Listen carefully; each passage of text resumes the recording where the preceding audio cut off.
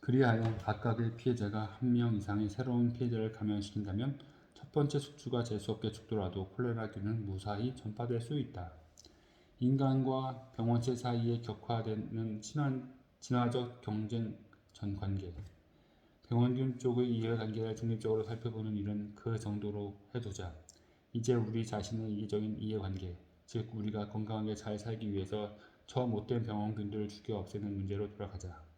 감염에 대한 우리의 일반적 반응은 열을 내는 것이다.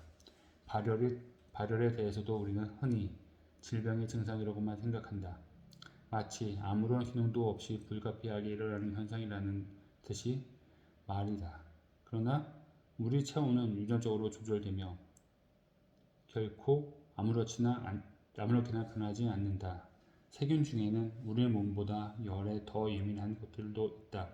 그러므로 체온을 높이면 결과적으로 그런 병원균들을 우리보다 먼저 죽는다. 또 하나의 일반적인 반응은 면역체계를 가동하는 것이다.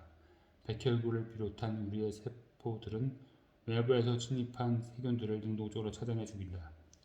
우리의 몸은 우리를 감염시킨 특정한 세균에 대응하는 항체를 형성하므로 일단 치유된 뒤에는 다시 감염될 위험이 적어진다.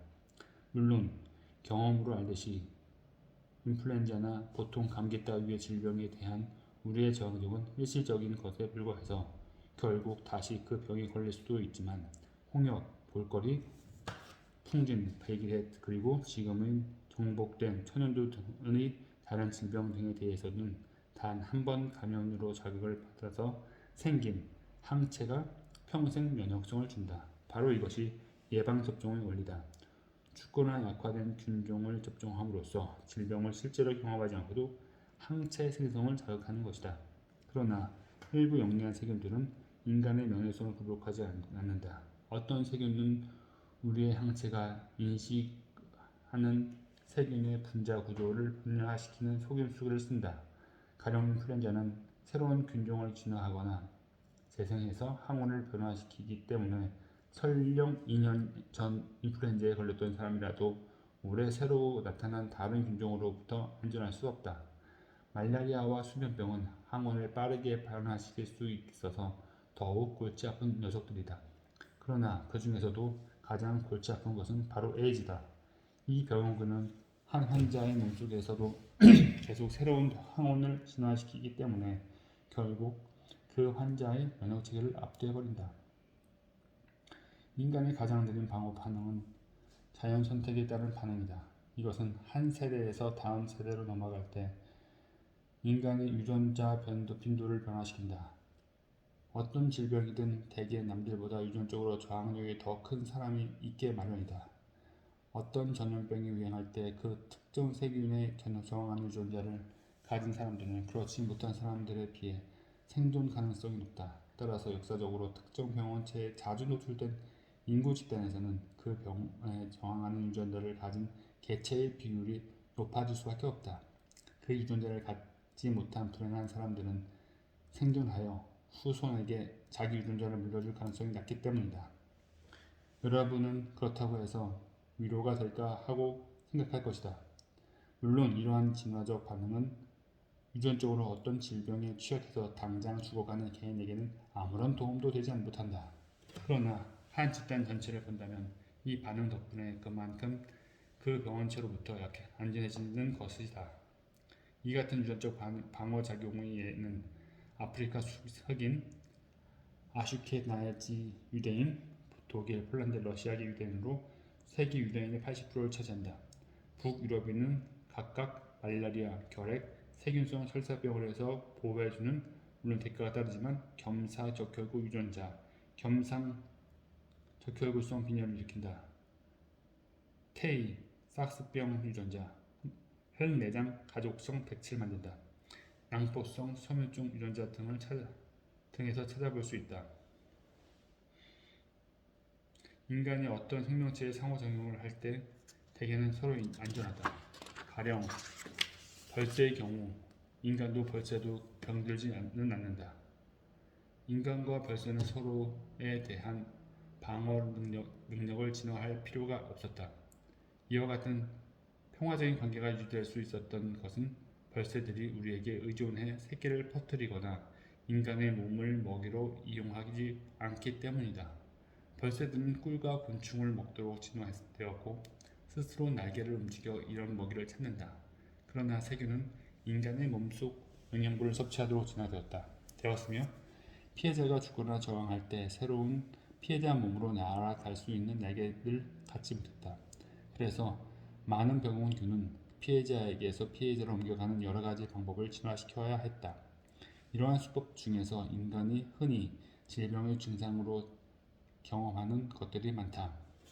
그러나 인간은 인간 나름대로 대응 방법을 진화해 왔고 병원균들은 다시 거기에 대한 대응 수법을 진화시키는 것으로 대처해 왔다. 그리하여 인간과 인간의 몸에 기생하는 병원체들은 점점 더 격화되는 진화적 경쟁 관계 속에서 서로 옴짝달싹 못하게 되었다. 패배의 대가는 어느 한쪽의 죽음이며 자연 선택이 심판을 맞는다. 지금부터 이 경기의 형태를 살펴보자. 전격전이냐, 게릴라전이냐.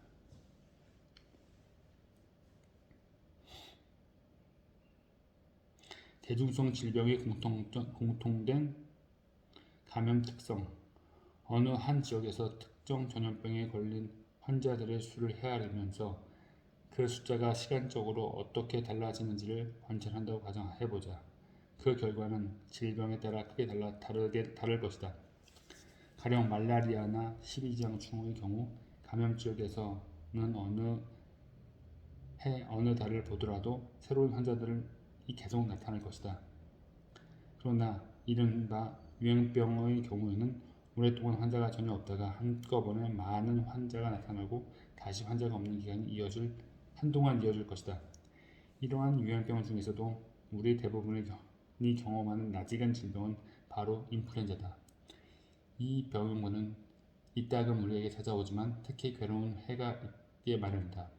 물론 인플루엔자 바이러스에는 멋진 한 해로 기억되겠지만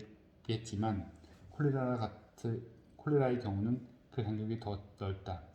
20세기 들어 신대륙에서 처음으로 콜레라가 유행한 것은 1991년 페루에서였다.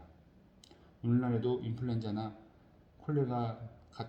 콜레라가 유행하면 신문면에서 크게 다루지만 현대의학이 발달하기 전에는 지금보다 훨씬 더 무서운 존재였던 것이 각종 유행병이었다.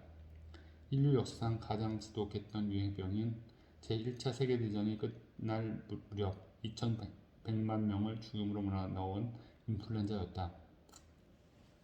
흑사병, 썬페스트는 1346년에서 1352년에 유럽 인구의 4분의 1을 죽게 했다. 일부 도시에서는 이 병으로 인해 사망률이 70%에 달했다. 캐나다 태평양 철도, 밴쿠버 몬트리올 간 대륙 횡단철도가 서스캐처스 원주에 건설되었던 1880년대 초 백인이나 그들의 병원균에 노출된 적이 별로 없었던 이 지역 아메리카 원주민은 결핵 때문에 연평균 9%라는 어마어마한 비율로 죽어갔다.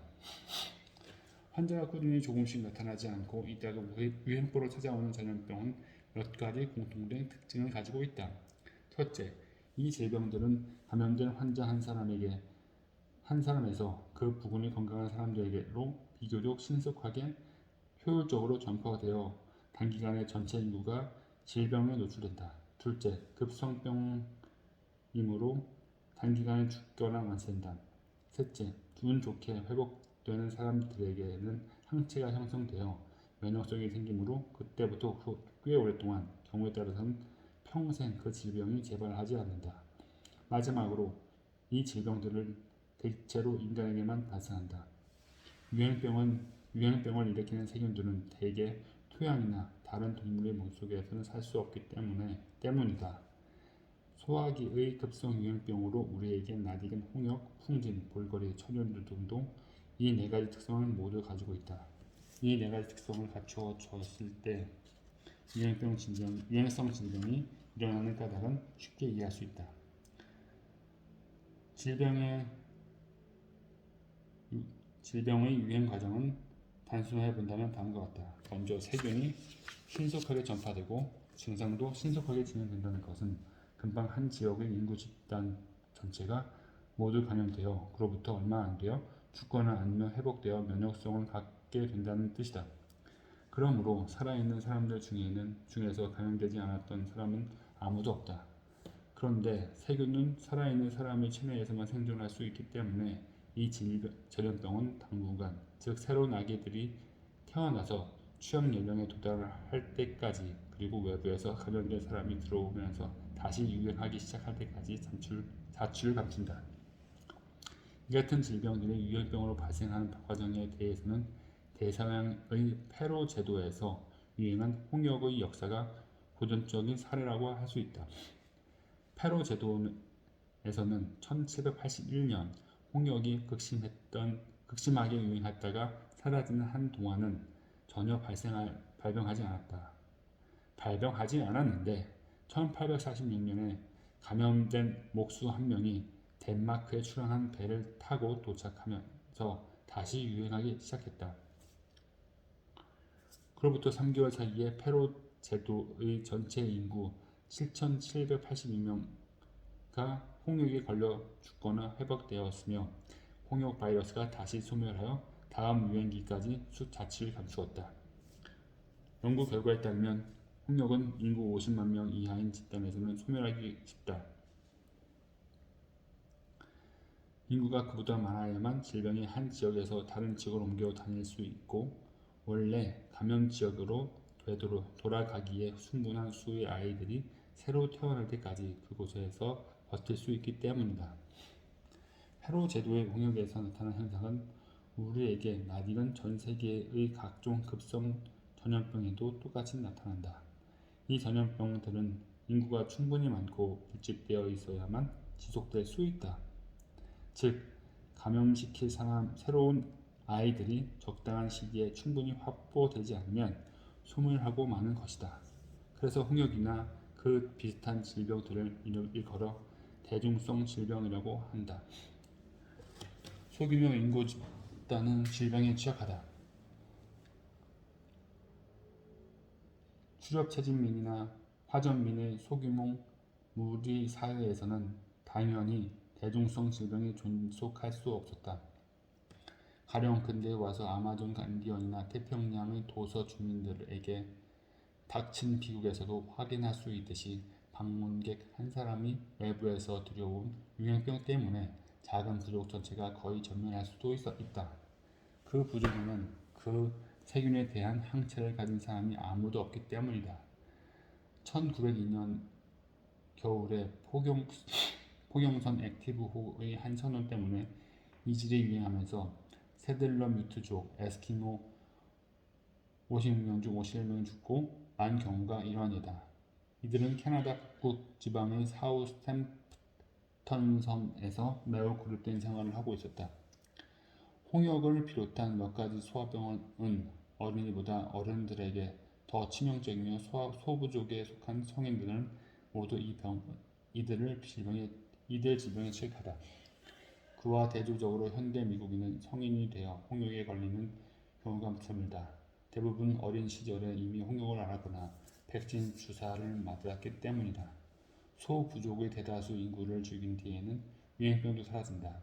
소부족은 인구가 적기 때문에 외부에서 들여온 유행병을 존속할 수 없을 뿐만 아니라 방문객들에게 전염시킬 유행병을 진화시킬 수도 없다. 그렇다고 소규모 인구 집단에서는 전염병이 전혀 발병하지 않는다는 뜻은 아니다. 전염병은 있지만 특정한 유형일 뿐이다.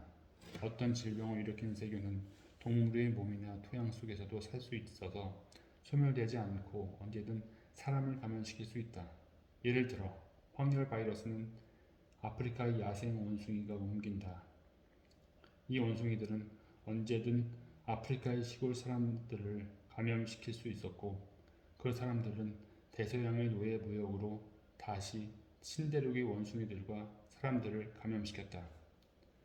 소규모 인구 집단을 분리하는 또 다른 유행의 감염증은 나병이나 혈관종 같은 만성병이다. 이런 질병은 그 피해자가 죽기까지 매우 긴 시간이 걸리기도 하므로 피해자는 오랫동안 세균 저장소 역할을 하면서 소부족의 다른 구성원들을 감염시킨다. 나는 1960년대 뉴기니 고지대의 카리무이 바신에서 일한 적이 있다. 그곳에서 고립된 생활을 하던 수천 명은 나병 발병률이 전 세계에서 가장 높았다. 자그마치 40%였으니 말이다. 마지막으로 소규모 인구 집단은 치명적이긴 않지만 면역성을 가질 수 없는 각종 감염증에도 취약하다. 이런 질병은 일단 걸렸다가 회복되는 사람이라도 다시 감염될 수 있다. 12장 중원을 비롯한 많은 기생충이 그렇다. 고립되어 있는 소규모 집단에 특징적으로 나타나는 이 같은 유형의 질병들이야말로 인류가 가진 가장 오랜된 질병일 것이다. 인류 진화사에서 처음 수백만 년 동안, 즉 인류 전체 인구가 얼마 되지 않고 뿔뿔이 흩어져 있던 기간에도 인간은 그런 질병들을 충분히 진화시키고 존속시킬 수 있었기 때문이다. 또 이 질병들은 인간과 가장 가까운 야생 친척인 아프리카의 대형 유인원들에게도 발병하거나 유인원들이 앓는 질병과 유사하다. 그와 대조적으로 앞서 살펴보았던 대중성 질병들은 반드시 대규모 조밀한 인구 집단이 형성되어 있어야만 발생할 수 있다. 이러한 인구 집단은 약 1만 년 전 농업의 발생과 더불어 시작되었고 지금으로부터 몇천 년 전 도시의 발생과 더불어 가속화되었다. 실제로 우리에게 낯설지 않은 전염병들이 처음 나타난 것은 놀라울 만큼 최근의 일이다. 천연두는 BC 1600년경이었고 이집트 미라의 마마 제국에서 출현했는데 볼거리는 BC 400년경, 나병은 BC 200년경, 소아마비가 처음 유행한 것은 1840년, 그리고 에이즈는 1959년이었다. 세균들에게 행운을 안겨준 농경과 도시의 발생. 농업의 발생이 왜 대중성 전염병의 진화를 촉발했을까? 한 가지 이유는 바로 앞서 언급했듯이 농업은 수렵 채집 생활보다 훨씬 더 높은 인구 밀도, 약 10배에서 1100배를 뒷받침할 수 있었기 때문이다. 그리고 수렵 채집인은 야영지를 자주 옮기므로 그때까지 세균이나 기생충, 유충들이 잔뜩 축적되어 있던 분뇨 더미를 남겨두고 훌훌 떠날 수 있다. 그러나 농경민은 정주형 생활을 하면서 우물 속에서 살기 때문에 각종 세균이 한 사람 몸속에서 다른 사람의 식수 속으로 옮겨가기도 했다. 어떤 농경민들은 자기들의 똥과 오줌을 모아 사람들이 일하는 밭에 비료로 뿌려 그 분뇨 속에 섞인 세균이나 기생충이 더욱 쉽게 새로운 피해자를 감염시킬 수 있는 길을 만든다. 관계농업과 물고기의 양식은 주열 흡충증을 옮기는 달팽이에게, 그리고 인간이 분뇨 섞인 물속을 걸어 다닐 때 피부를 뚫고 들어가는 흡충류에게 이상적인 서식 환경을 제공한다. 정주형 생활을 하는 농경민들을 포위하는 것은 그들의 분뇨뿐 아니라 사람들이 저장해 놓은 식량에 이끌려 와서 질병을 퍼뜨리는 설치류도 있다. 그리고 아프리카의 농경민들이 숲을 베어낸 개간지는 말라리아를 퍼뜨리는 모기들에게 이상적인 번식지가 된다. 이렇게 농경의 발생이 세균들에게 큰 행운이었다면 도시 발생은 더 큰 행운이었다. 전보다 더욱 조밀한 인구가 전보다 더욱 열악한 위생 환경 속에서 살게 되었기 때문이다. 유럽의 도시 인구는 20세기 초에 들어와서 마침내 자립할 수 있게 되었다. 그 이전에는 대중성 질병으로 끊임없이 죽어가는 도시 거주자들을 보충하기 위해 시골의 건강한 농부들이 끊임없이 밀려 들어와야 했다. 세균들에게 또 하나의 행운은 서로 세계 교역로가 발달한 것이었다. 그로써 로마 시대에는 유럽, 아시아, 아프리카가 효과적으로 연결되어 하나의 거대한 세균 번식장을 형성했다. 바로 그 무렵 드디어 천연두가 안토니우스병이라는 이름으로 노마에 도달했고, 그 결과 165에서 180년에는 노마 시민 수백만 명을 죽음으로 내몰았다. 마찬가지로 흑사병도 유스티니아누스병이라는 이름으로 유럽에서 처음 나타났다. 그러나 흑사병이 유럽을 본격적으로 뒤흔든 것은 1346년의 일이었다. 그 당시 중국과 육상 무역을 하기 위해 새로운 교역로가 뚫리면서 전염병이 만연하던 중앙아시아에서 벼룩이 울거리는 모피들이 유라시아의 동서축을 따라 유럽으로 신속하게 운반된 것이다. 오늘날에는 제트기가 있으므로 인간의 전염병이 지속되는 시간이면 제 아무리 긴 대륙간 항로라 하더라도 충분히 날아갈 수 있다. 그 덕분에 1991년 어느 날 아르헨티나 항공 소속의 여객기 한 대가 페루 리마에 기착했다가 콜레라에 감염된 승객 수십 명을 싣고 거기서 4,800km도 넘는 거리에 떨어져 있는 로스앤젤레스에 같은 날 도착하게 되었다. 미국인의 세계 여행과 미국 이민이 폭발적으로 증가하면서 미국은 또 하나의 도가니가 되고 있다. 다만 이번에는 인종과 문화의 도가니가 아니라 예전에는 머나먼 이국의 질병뿐이라고 생각했던 온갖 병을 일으키는 병원균들이 마구 뒤섞인 세균의 도가니가 되는 것이다. 새로운 질병들은 어디서 생겨났을까? 아무튼 인구가 충분히 많아지고 집중되기 시작하면서 우리는 역사상 처음으로 인류에게 국한된 대중성 질병을 진화시키고 존속시킬 수 있는 단계에 이르게 되었다. 그러나 이러한 결론에는 하나의 모순이 자리 잡고 있는데 그것은 바로 그 같은 질병들이 이전에는 존재할 수조차 없었던 점이다. 그러므로 그때 이후 진화되어 새로운 질병으로 탄생했을 것이다. 그렇다면 이 새로운 질병들을 어디서 생겨났을까? 질병을 일으키는 이대 세균에 대한 분자 연구에서 최근 여러 가지 징조가 드러나고 있다.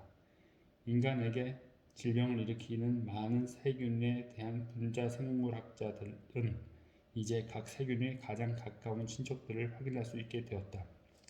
이들 역시 대중성 전염병을 일으키는 세균들이다. 다만 우리의 각종 가축이나 애완동물에 국한되어 있다는 점이 다를 뿐이다. 유행병은 동물의 경우에도 대규모 조밀한 집단을 필요로 하며 아무 동물이나 물차별로 괴롭히지 않는다. 즉, 대중적 전염병들은 대체로 대규모 집단을 이룬 사회적 동물들에 국한해 발생하는 것이다. 그러므로 우리가 소나 돼지 같은 사회적 동물을 가축화했을 때 이 동물들은 이미 그러한 유행병에 걸려 있었으므로 그 세균이 우리에게서 옮겨지는 것은 시간 문제였다. 예를 들어 홍역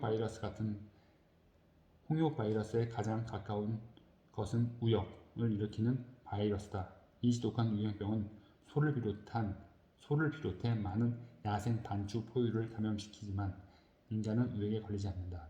마찬가지로 소도 홍역에 걸리지 않는다. 홍역 바이러스나 우역 바이러스가 매우 유사하다는 것은 곧 우역 바이러스가 소에게서 인간에게로 옮긴 후 우리 몸에 맞도록 특성을 변화시켜 홍역 바이러스로 진화했다는 뜻이다. 많은 농부가 소의 똥, 오줌, 호흡, 상처, 피 등과 같이 가까이 산다는 사실을 생각한다면 그처럼 세균이 옮겨진 것쯤은 조금도 놀라운 일이 아니다. 인류는 소를 가축화된 이후 장장 9,000년 동안이나 소와 가장 가까이 지내왔다. 그 정도 시간이면 우역 바이러스가 가까이 있는 우리를 발견하고도 남았을 것이다.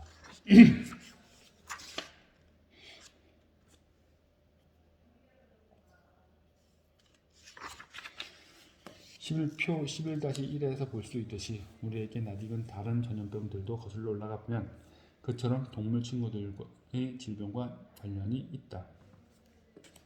자연 선택을 통해 인간의 질병으로 자리 잡은 침입자들. 우리가 이렇게 사랑하는 동물들과 가까이 지내므로 아마도 동물들의 세균은 우리에게 끊임없이 침입할 것이다. 그러나 이 침입자들은 자연 선택 과정에서 걸러지고 그 중에서 극소수만이 인간의 질병으로 자리 잡는 데 성공한다. 현존하는 질병들을 간단히 훑어보기로만 해도 우리는 동물의 질병이 인간의 질병으로 진화되는 네 가지 단계를 발견할 수 있다. 첫 번째 단계는 이따금 애완동물이나 가축에게서 직접 전염되는 수십 가지 질병에서 발견된다. 그 중에는 고양이 발도병, 고양이가 긁혔을 때 생기는 바이러스성 전염, 개의 렙토스파리아증, 닭이나 앵무새의 앵무병, 폐렴과 유사한 전염병, 소의 브루셀라증, 열병 일종 등을 포함된다. 우리는 야생 동물에게서 질병을 얻기도 한다. 사냥꾼들이 야생 토끼 가죽을 벗기다가 걸리는 야생 토끼병, 패스트와 유사한 설치류와 애 전염병으로 사람과 가축에게도 감염된 그러한이다. 이 같은 세균들은 아직 인간의 병원체로 특수화되는 초기 단계에 머물러 있을 뿐이다. 그래서 아직은 사람에게로 직접 전염되지 않으며 동물에게서 전염되는 경우도 흔치 않다. 두 번째 단계에 오면 원래 동물의 병원체였던 세균이 진화해 사람들 사이에서도 직접 전염되어 유행병을 일으킬 수 있다. 그러나 이러한 유행병은 몇 가지 요인 때문에 곧 소멸한다. 현대의학으로 치유되기도 하고 주변 사람들이 모두 감염되어 죽거나 면역성을 얻은 후 저절로 사라지기도 한다. 1959년 동아프리카에는 그때까지 알려지지 않았던 오뇽뇽열병, 관절통을 소환하는 댕기열 비슷한 병이 나타나서 아프리카인 수백만 명이 감염되었다. 이 균은 원래 원숭이의 바이러스였던 것이 오래에 의해 인간에게 전염된 것으로 보인다. 그러나 환자들이 금방 회복되면서 다시는 감염되지 않도록 면역성을 갖게 되어 이 새로운 질병은 곧 소멸되고 말았다. 또 다른 예를 들면 프리브레그 열병이라는 이름이 붙은 새로운 렙토스피라성 질병은 1942년 여름 이후에서 발생했으며 곧 사라졌다. 치명적 질병의 또 다른 이유로 사라진 예로는 뉴기니의 웃음병이 있다. 식인풍습을 통해 전염되며 서서히 작용하는 바이러스가 병을 일으키는데 이 병에서는 아무도 회복되지 못했다. 크루병은 뉴기니의 호레족 2만 명을 전멸시킨 판국이었지만 1959년 전후 오스트리아 정부가 식인풍습을 금지하면서 크루병의 전염 경로도 막혔다. 의학의 역사를 살펴보면 오늘날 그 어떤 질병과도 닮지 않은 질병들이 수두룩하게 나오지만 이런 질병들은 한때 무섭게 유행하다가 또 이내 나타날 때처럼 신비롭게 사라졌다. 가령 1485년에서 1552년에 유럽 전역을 휩쓸며 공포의 도가니로 몰아넣었던 이른바 영국 발한병이나 18세기, 19세기 프랑스에서 번진 피카르디 발한병 등은 현대의학이 그 같은 병을 일으킨 세균들을 확인하는 방법을 개발하기도 전에 사라져버린 수많은 질병 중 하나다. 인간의 주요 질병이 진화하는 세 번째 단계를 보여주는 것은 원래 동물의 병원체였던 세균이 인간의 병원체로 자리 잡았는데 아직은 소멸되지 않아서 앞으로 인간을 죽이는 주요 전염병이 될 수도 있고 안 될 수도 있는 경우다. 가령 설치류, 동물의 바이러스가 일으키는 것으로 보이는 라사열, 중서부 아프리카에서 흔히 볼 수 있는 심각한 질병의 고열, 두통, 근육통을 초래하며 사망률이 50% 이상이다. 옹기니의 미래는 아주 불투명하다. 라사열은 1969년 나이지리아에서 처음 관찰된 치명적인 질병으로 전염성이 매우 높아서 나이지리아의 병원에 환자가 단 한 명만 나타나도 병원 전체가 폐쇄될 정도였다. 나사열보다 더 확실하게 자리를 잡은 것은 라임병, 발진, 발열, 관절통, 만성질환 등을 보이는 감염 질환이다. 이 병은 생쥐나 사슴의 진드기에게 물렸을 때 스피로헤라테타라는 미생물에 의해 발생한다. 미국에서 라임병에 걸린 사람이 처음 나타난 것은 1962년이었지만 이 병은 미국의 많은 지역에서 이미 유행병 수준으로 이르고 있다. 원숭이의 바이러스에서 비롯해 1959년 처음으로 인간 환자가 기록된 에이즈 미래는 바이러스 입장에서 보았을 때 더욱 안정적이다. 같은 진화의 마지막 단계는 이미 오래전부터 인류에게 국한되어 있는 각종 주요 유행병에서 찾아볼 수 있다. 이 질병들은 진화의 생존자라고 말할 수 있다. 원래는 훨씬 더 많은 병원체가 동물에게서 우리에게 넘어오려고 했겠지만 대부분 실패하고 말았을 것이다. 동물들만의 질병이었던 것이 인간만의 질병으로 바뀌는 이 몇 가지 단계에서 실제로 어떤 일들이 진행될까? 우선 한 가지 변화는 매개동물이 바뀌는 것이다. 가령 절지동물을 매개제로 이용하던 어떤 세균이 숙주를 바꾸었다면 매개제도 다른 절지동물을 바꿀 수밖에 없을 때가 있다. 예를 들면 발진 티푸스의 경우 처음에는 쥐벼룩을 매개로 하여 쥐들 사이에서 전염되었고 그 다음 쥐에게서 사람에게로 옮겨지는데도 한동안은 쥐벼룩으로 충분했다. 그러나 발진 티푸스균은 결국 인간들 사이에서 직접 옮겨 다니면 되는 인간의 몸에 사는 이가 훨씬 더 효과적인 수단이라는 사실을 발견하게 되었다. 그러다가 대부분 미국인이 이를 없애버린 요즘에 와서는 다시 우리 몸에 침투하는 새로운 경로를 발견했다. 즉, 북아메리카 동부의 날다람쥐를 감염시킨 후 날다람쥐가 사는 덕음의 지붕과 천장 사이의 공간을 통해 인간에게 넘겨지는 것이다. 간단히 말해 각각의 질병은 지금도 진화가 진행되고 있으며 세균들은 자연 선택을 통해 새로운 숙주과 매개 동물을 적응한다. 그러나 인체는 소의 몸과 면역 방어 체계, 배설물, 화학 제공 등이 전혀 다르기 때문에 이렇게 새로운 환경에서 세균은 새로운 생존과 번식 분포를 진화시킬 수밖에 없다. 의사와 수의사들은 실제로 몇 가지 세균이 그렇게 새로운 방식을 진화시키는 과정을 관찰할 수 있었다. 가장 많이 연구된 것은 점액종이 오스트레일리아의 토끼와 만났을 때 일어난 현상이다. 점액종 바이러스는 원래 브라질의 야생 토끼가 갖고 있던 것인데 이 종인 유럽의 집토끼에게 치명적인 유행병을 일으키는 것이 관찰되었다. 그래서 오스트레일리아에서는 19세기에 생각 없이 들여왔다가 막대한 피해만 입힌 유럽산 토끼를 제거할 목적으로 1950년에 이 바이러스를 의도적으로 도입했다. 그 첫 해의 점액종은 감염된 토끼의 사망률을 99.8%라는 만족스러운 성과를 거두었다. 그러나 농부들에게는 불행한 일이지만 사망률은 1년 내에 90% 떨어졌다가 결국에는 20%까지 내려갔다. 그리하여 오스트레일리아에서 토끼를 완전히 박멸하겠다는 소망도 좌절되고 말았다. 문제는 이 점액종 바이러스가 인간이나 토끼들의 이해관계는 무시해버리고 자신의 이해관계를 추구하는 방향으로 진화했다는 점이다. 이 바이러스는 전보다 적은 수의 토끼가 죽도록 그리고 감염된 후 죽기까지 시간이 그전 바이러스보다 더 길어지게 변화한 것이다. 그 결과 전보다 덜 치명적인 이 점액종 바이러스는 몹시 지독했던 원래 바이러스에 비해 더 많은 토끼에게 전파될 수 있었다. 인간에게서 비슷한 예를 찾고 싶다면 매독의 놀라운 진화를 살펴보는 것으로 충분하다. 오늘날 우리가 매독에 대해 얼른 떠올리는 두 가지 사실은 성기가 흔다는 것, 그리고 매우 느리게 진행되는 질병이므로 치료하지 않고 그냥 내버려 두어도 환자가 죽기까지는 대개 여러 해가 걸린다는 점이다.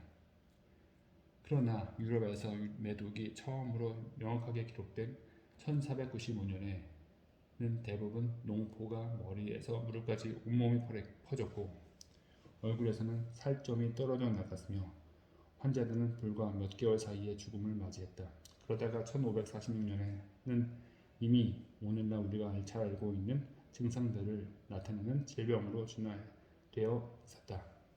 전염성 바이러스가 그렇듯이 매독을 일으키는 스피로헤타도 피해자를 더 오래 살려두는 방향으로 진화함으로써 전보다 더 많은 피해자에게 더 바이러스 자신의 후손을 퍼뜨릴 수 있게 되었다. 인류 역사에 치명적인 영향을 미친 세균들. 인류 역사에서 치명적인 세균들이 갖는 중요성은 유럽인이 신대륙을 정복하고 원주민을 말살하는 과정에서 잘 나타난다. 유럽의 총칼의 전쟁터에서 목숨을 잃은 아메리카 원주민보다 유럽의 원균의 병상에서 목숨을 잃은 원주민 수가 훨씬 더 많았다. 이 같은 병원균들은 대부분 인디언과 그 지도자들을 죽이고 생존자들의 사기를 떨어뜨림으로써 인디언의 저항을 약화했다. 예를 들면 1519년에 코르테스는 지독하게 군사 중심적인 인구 수천만의 아즈텍 제국을 정복하기 위해 스페인인 600명을 이끌고 멕시코 해안에 상륙했다. 그러나 코르테스는 아즈텍 수도인 테노치틸란에 입성해 겨우 병력의 3분의 2만을 잃고 무사히 탈출했으며 싸움을 거듭한 끝에 결국 해안까지 돌아갈 수 있었다. 여기에는 스페인의 군사적 이점과 아즈텍 쪽의 어리숙함이 함께 작용했다.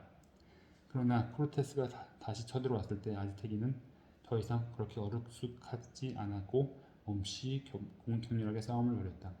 그런데도 스페인이 유리했던 것은 바로 천연두 때문이었다. 이 병은 1520년 스페인령 쿠바에서 감염된 한 노예와 더불어 멕시코에 도착했다.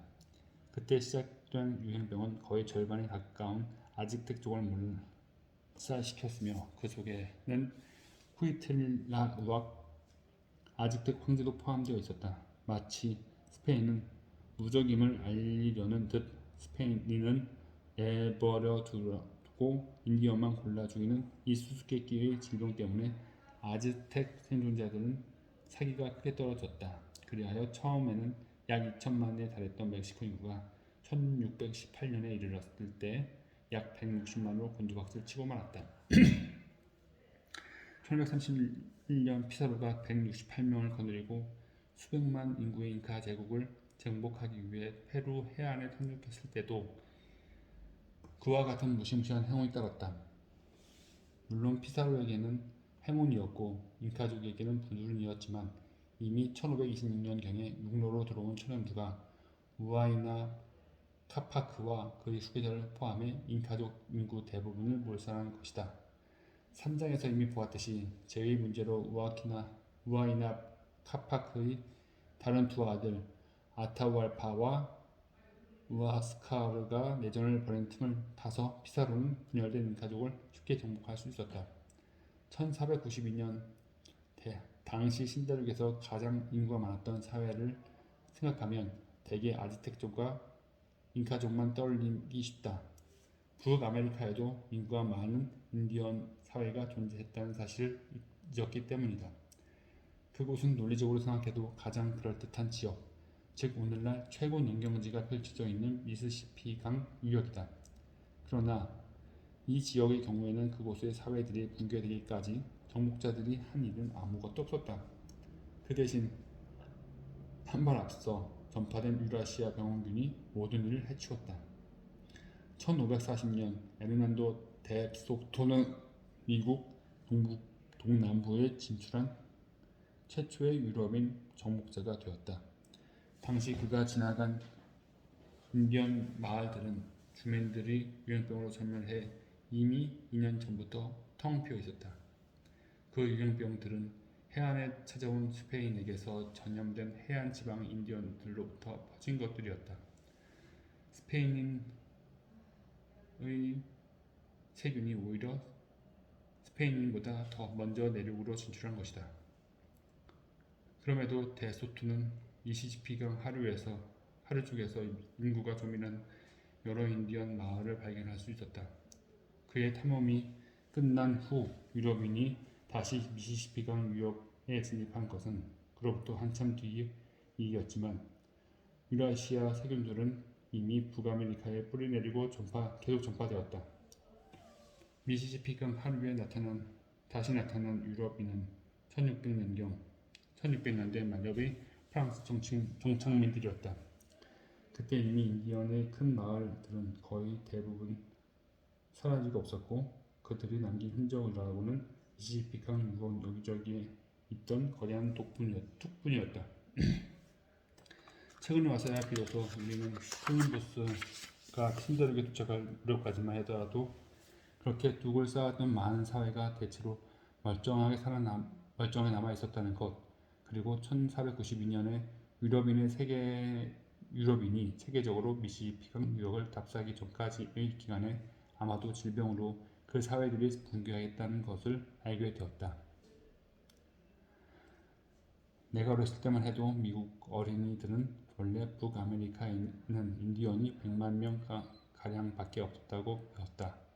이렇게 적은 수라면 거의 빈 대륙이라고 할 수 있으므로 백인들의 정복을 정당화하는 데 유용했다. 그러나 고고학적 발굴과 미국 해안 지방을 처음 밟은 유럽인 탐험가들의 기록을 자세히 검토한 결과 인디언이 처음에는 약 2천만 명에 달했다는 것을 알게 되었다. 신대륙 전체를 놓고 보았을 때 콜럼버스가 도착한 이후 한두 세기에 걸쳐 인디언 인구는 최대 95%가 줄었을 것으로 추정된다. 인디언이 죽은 주된 원인은 구대륙의 병원균이었다. 인디언은 그런 질병에 노출된 적이 없었으므로 면역성이나 유전적 저항력이 전혀 없었다. 살인적인 질병의 1위 자리를 놓고 다툰 것은 천연두, 홍역, 인플루엔자, 발진 티푸스 등이었고 그것으로도 충분하지 않다는 듯 딥테리아, 말라리아, 볼거리, 백일해, 패스트, 결핵, 황열 등이 그 뒤를 바싹 따랐다. 병원균이 보이는 파괴력을 백인들이 직접 목격한 경우도 헤아릴 수 없이 많았다.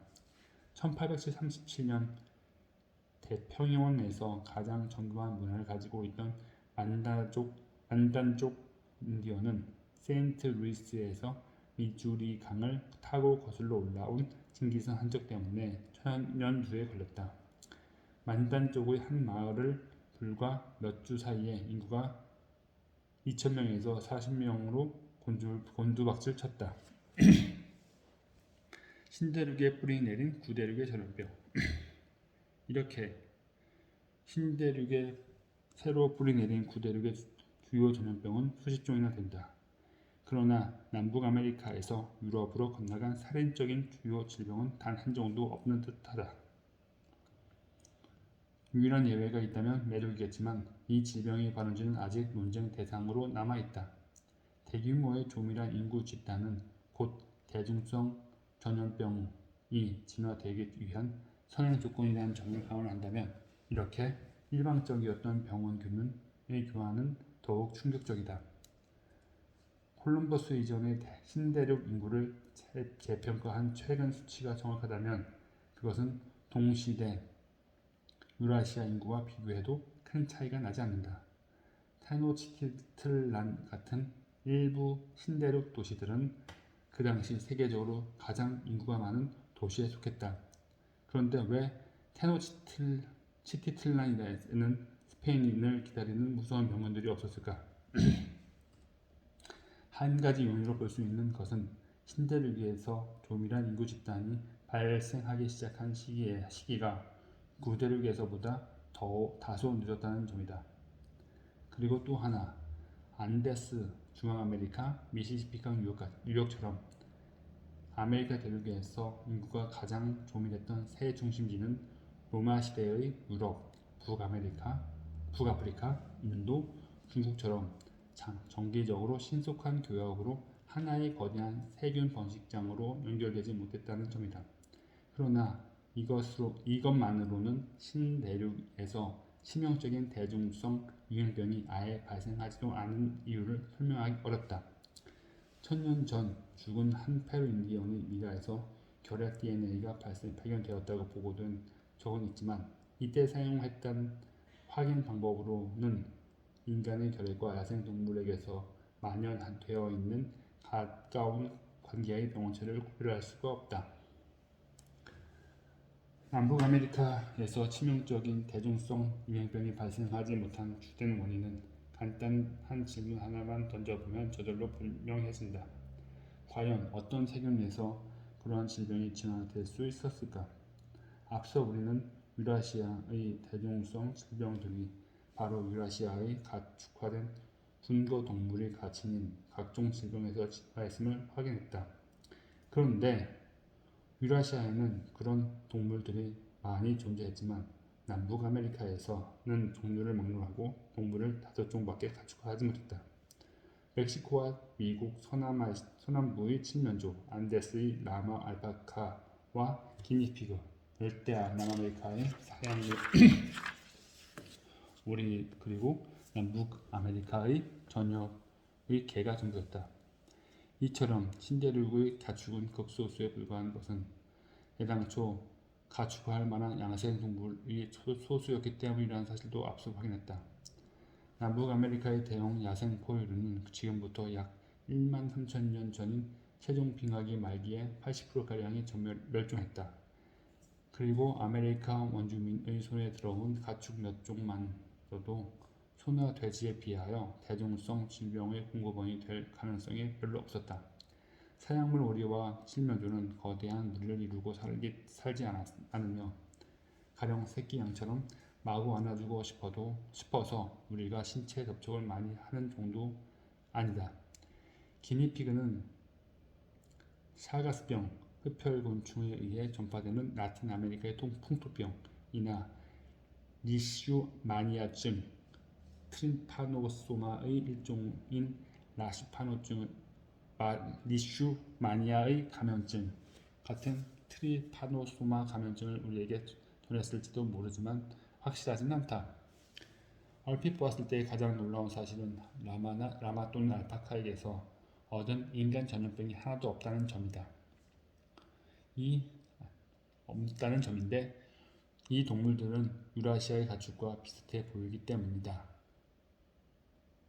그러나 라마가 인간 병원체의 공급원이 되기에는 4가지 걸림돌이 있었다. 라마는 양, 염소, 돼지보다 적은 무리를 지었고 안데스 밖에서 전파되지 못했으므로 이들의 전체 수요는 유라시아 가축과는 비교도 할 수 없을 만큼 적었다. 또 사람들은 라마 젖을 먹지도 않고 따라서 그 때문에 사망되는 일도 없고 라마를 실내에서 기르지 않으므로 사람들과 그리 가깝게 지내지도 않았다. 그와 대조적으로 유기니 고지대의 산모들은 흔히 돼지 새끼에게 젖을 먹인다. 돼지뿐만 아니라 소까지도 실내에서 기르는 농부들이 많다. 유럽이 여러 대륙에 준 사악한 선물. 동물에서 유래한 질병들의 역사적 중요성은 구대륙과 신대륙의 충돌에서만 나타나는 것이 아니다. 유라시아의 병원균은 그 밖의 많은 지역에서도 원주민을 몰살하는 핵심적인 역할을 했다. 그 안에는 태평양의 도서 주민, 오스트레일리아 원주민, 남아프리카의 코이산족 등도 포함된다. 유라시아의 병원균도 노출되지 않았던 민족들의 입은 피해는 누적 사망률 50%에서 100%에 이르렀다. 예를 들면 히시파니올라 섬의 인디언 인구는 콜럼버스가 도착한 1492년 무렵 약 800만 명이었는데 1535년에는 0으로 줄어들었다. 1875년 피지 한 추장이 오스트레일리아를 다녀올 때 피지에 상륙한 홍역은 그 당시 살아있던 피지인을 약 4분의 1이나 죽이고 말았다. 이때는 유럽인이 처음 찾아온 1791년에 시작된 유연병으로 이미 대부분 피지인이 죽은 후였다. 1779년에 쿡 선장과 함께 들어온 매독, 인질, 결핵, 인플루엔자 그리고 1804년에 크게 유행한 장티푸스를 비롯한 수많은 소규모 유행병 때문에 하와이 인구는 1779년에 약 50만 명이었던 것이 1853년에는 8만 4천 명으로 줄었다. 그 해에 드디어 하와이에 상륙한 천연두가 약 1만 명을 해치운 것이다. 이 같은 사례들은 얼마든지 더 찾을 수 있다. 그러나 병원균이 항상 유럽인에게 유리한 쪽으로만 작용한 것은 아니다. 비록 신대륙과 오스트레일리아에서 유럽인을 기다리는 토종유행병은 없었지만 열대아시아, 아프리카, 인도네시아, 뉴기니에는 있었다. 말라리아는 구대륙의 열대지방 전역에서, 콜레리아는 열대 동남아시아에서, 황열병은 열대 아프리카에서 가장 악명 높은 열대성 살인 질병이었다. 이 병균들은 유럽인이 열대지방을 식민지화할 때 가장 심각한 장애물이었다. 따라서 유럽인이 아프리카의 대부분 지역과 뉴기니를 분할할 식민지로 만든 것은 신대륙에서 식민지 분할을 시작한 뒤 거의 400년이 흐른 다음이었다. 더 나아가 유럽인의 선박이 왕래함에 따라 말라리아와 황열이 남북 아메리카에 퍼지기 시작하면서 이들 질병은 신대륙의 열대 지방을 식민지화하는 데도 중요한 방해물로 떠올랐다. 익히 알고 있는 사례로는 파나마 운하를 건설하려 했던 프랑스의 노력이 실패로 돌아간 일, 그리고 비록 성공을 거두긴 했지만 거의 저절될 뻔했던 미국의 경우가 있다. 이와 같은 사실들을 염두에 두고 과연 병원균은 얄리의 질문과 어떤 관계가 있는지 생각을 다시 정리해보자. 무기류, 기술, 정치 조직 등에서 유럽인은 그들이 정복한 비유럽인에 비해 크나큰 이점이 있었다는 점에는 의문의 여지가 없다. 그러나 그 같은 이점으로는 애당초 유럽의 소수 이주민이 어떻게 남북 아메리카를 비롯한 세계 여러 지역에서 그토록 많은 원주민을 교체할 수 있었는지 완전하게 설명할 수 없다. 만약 유럽이 다른 여러 대륙에서 이삭한 선물, 유라시아인이 오랫동안 가축과 밀접하게 살았기 때문에 진화된 각종 병원균을 주지 않았다면 그러한 일은 일어나지 못했을 것이다.